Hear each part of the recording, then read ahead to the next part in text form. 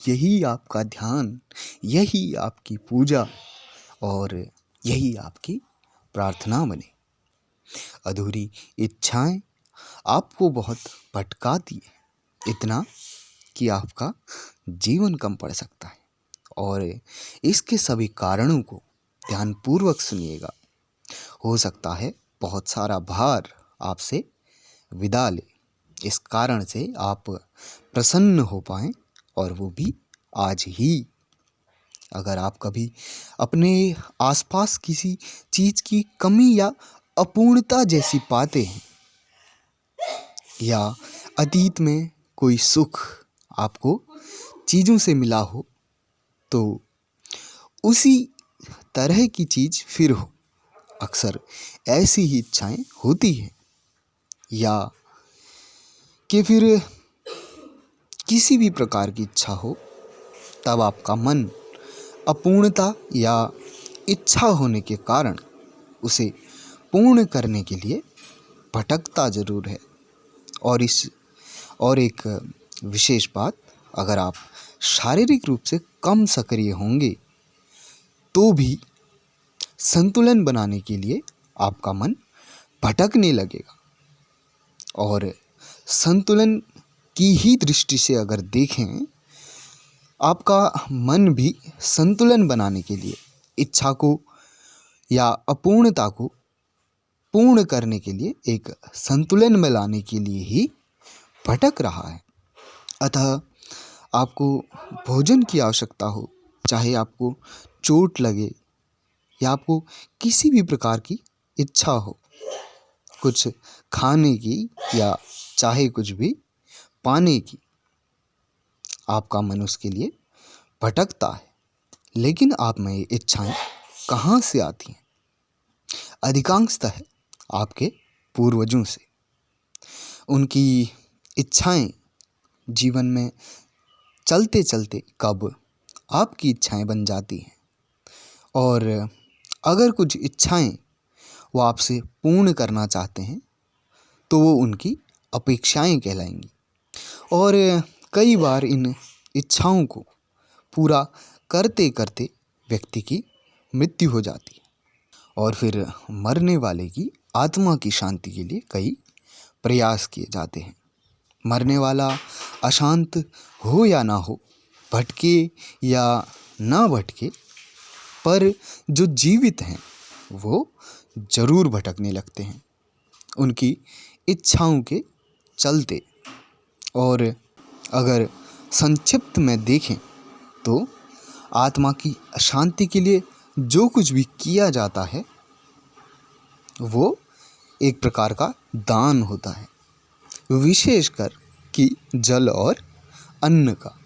और इन इच्छाओं को व्यक्ति अपना समझकर पूर्ण करने की भागदौड़ में लग जाता है।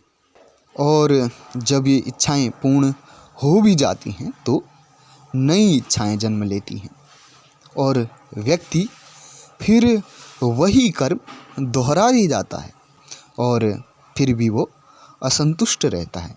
और व्यक्ति उन कर्मों को इस तरह से दोहराए जाता है कि उसने पहले कभी ये कर्म किए ही ना हो, जैसे कि वो मर चुका हो और उसका दोबारा जन्म हुआ हो, बिल्कुल पुनर्जन्म की तरह।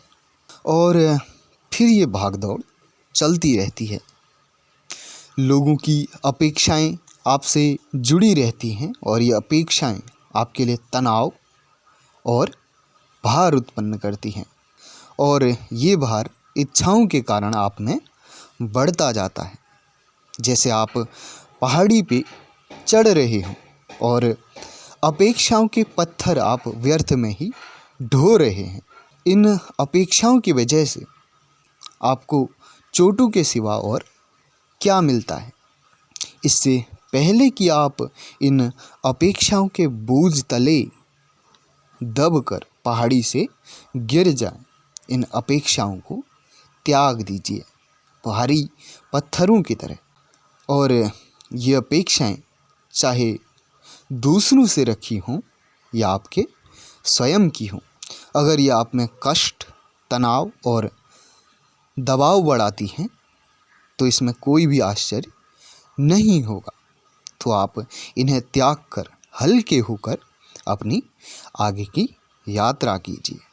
अब आखिर इच्छाओं के साथ क्या किया जाए? इच्छाओं के साथ दो चीज़ें आप कर सकते हैं।